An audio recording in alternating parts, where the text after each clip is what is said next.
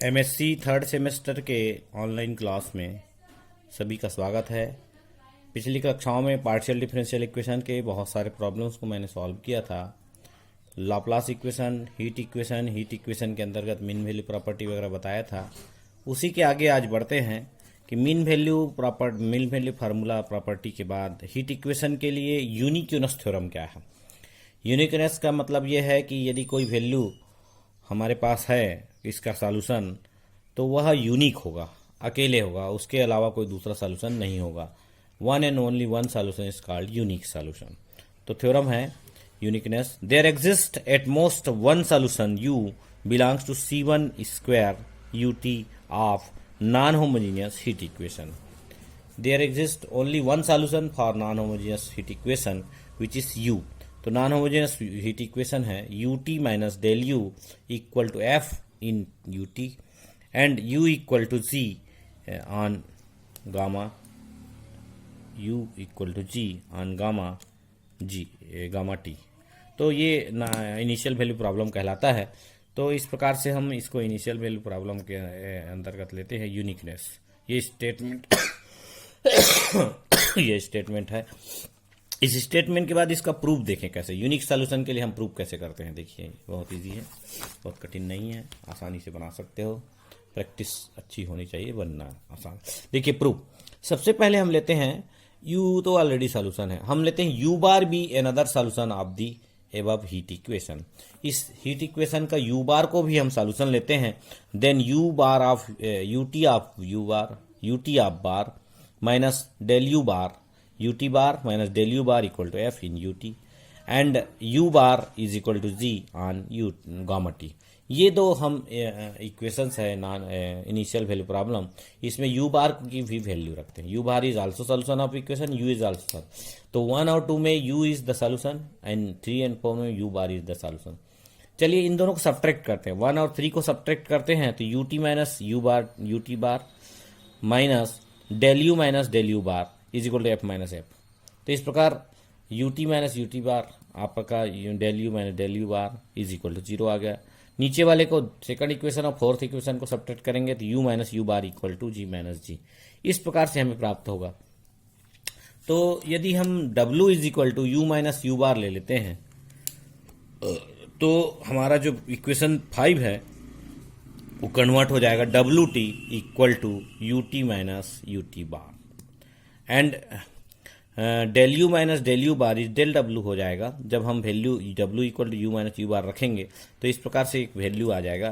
तो नया इक्वेशन हमारे W के रूप में प्राप्त होगा जो कि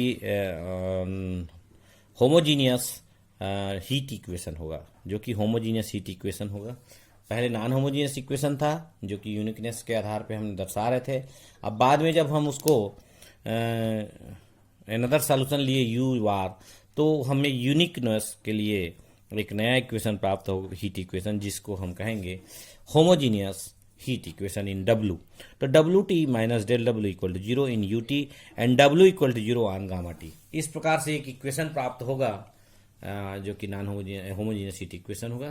कंसीडर एक नया हम फंक्शन फिर लेते हैं ET equal to integral of U W square XT का फंक्शन है dx।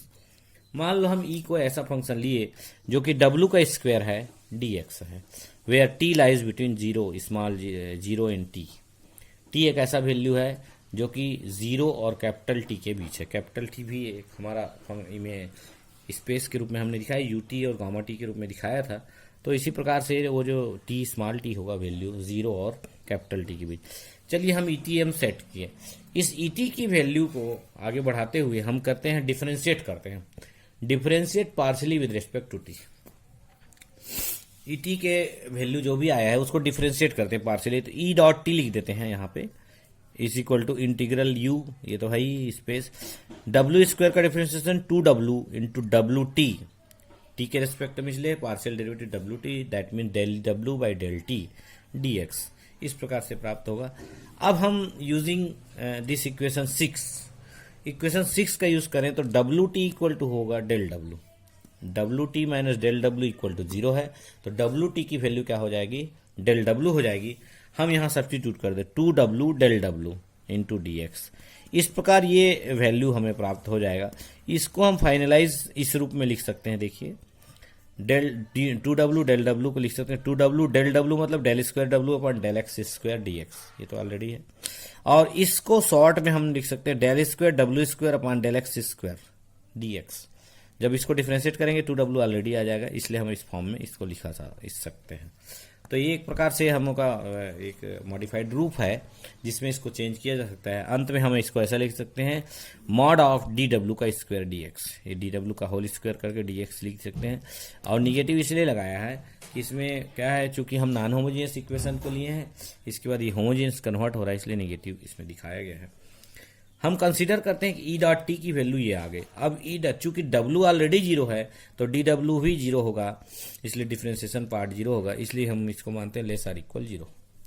मान लो ये लेस आर इक्वल जीरो होता है तो E dot T is equal to zero, that is मतलब W D W is zero, तो E dot T is equal to zero हो जाएगा। ई डॉट टी जब डिफ्रेंसिएशन पार्ट जीरो होगा तो वह वैल्यू भी इंटीग्रेट करने से कांस्टेंट आ जाएगी।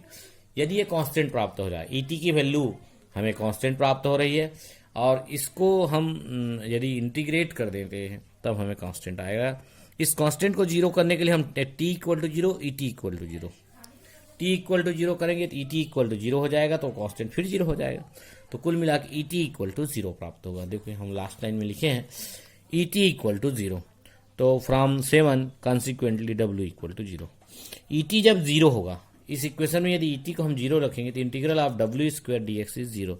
ये तभी संभव होगा जब डब्ल्यू इक्वल टू, ई टी तभी जीरो होगा जब डब्ल्यू इक्वल टू जीरो होगा। और डब्ल्यू का वैल्यू क्या है, यू माइनस यू बार। हमने पहले भी माना है W equal to U minus U bar. तो E T equal to zero हुआ, मतलब इसका मतलब साफ है कि डब्ल्यू इक्वल टू जीरो होगा, और डब्ल्यू जीरो होगा that means U minus U bar equal to zero होगा। U minus U bar zero हो गया मतलब यह है कि U equal to U bar हो गया। इस प्रकार से हम कहेंगे कि यदि इस हीट इक्वेशन के, नॉन होमोजेनियस हीट इक्वेशन के यदि दो सॉल्यूशन भी हैं और दोनों सॉल्यूशन अलग अलग हैं यू और यू बार, तो अंत में हमें u इक्वल टू यू बार प्राप्त होता है। दैट मीन जो सॉल्यूशन है वो यूनिक होगा, क्योंकि ये दो सॉल्यूशन नहीं रखता, एक ही सॉल्यूशन रखता है, u हो चाहे u बार हो। इस प्रकार यह थ्योरम प्रूफ होता है। आज मैंने छोटा सा थ्योरम लिया है, इसके लिए ध्यान से सुना। और इसके बाद एक और क्वेश्चन लेता हूं मैं, जिसको आप घर में करिएगा।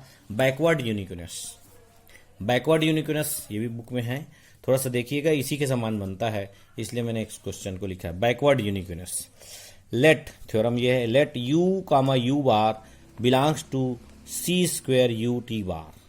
You t c square space है, इसमें दो एलिमेंट u और u बार है। This u and u bar solve the equation, heat equation u t minus del u equal to zero and u t minus u bar u t bar minus del u bar is also equal. मतलब यह है कि u and u bar is the solution of heat equation के रूप में है in u t, then u is must equal to u bar within t u t। तो कुल मिला के यूनिकनेस जो दिखाया था मैंने लास्ट टाइम, वैसी ही टाइप का इसमें भी बैकवर्ड यूनिकनेस कहलाता है। तो ध्यान दीजिए, कभी यूनिकनेस आया तो पिछला वाला करना है, बैकवर्ड यूनिकनेस आया तो इस प्रकार से हमको इक्वेशन लिख के सॉल्व करना पड़ेगा। तो इसको घर में देखिएगा, प्रॉब्लम सॉल्व हो जाता है, बहुत कठिन नहीं है, इसलिए मैंने इसको सॉल्व करने का प्रयास नहीं किया है। अभी घर में प्रैक्टिस करिए, उससे हो जाएगा। तो ये यूनिकनेस मैंने बताया, अगली बार मैंने डी एलम्बर्ट फार्मूला बताऊंगा। इस प्रकार आज के क्लास में शॉर्ट मैंने लिया था, इसलिए बहुत बहुत धन्यवाद। ध्यान से सुना इसके लिए धन्यवाद।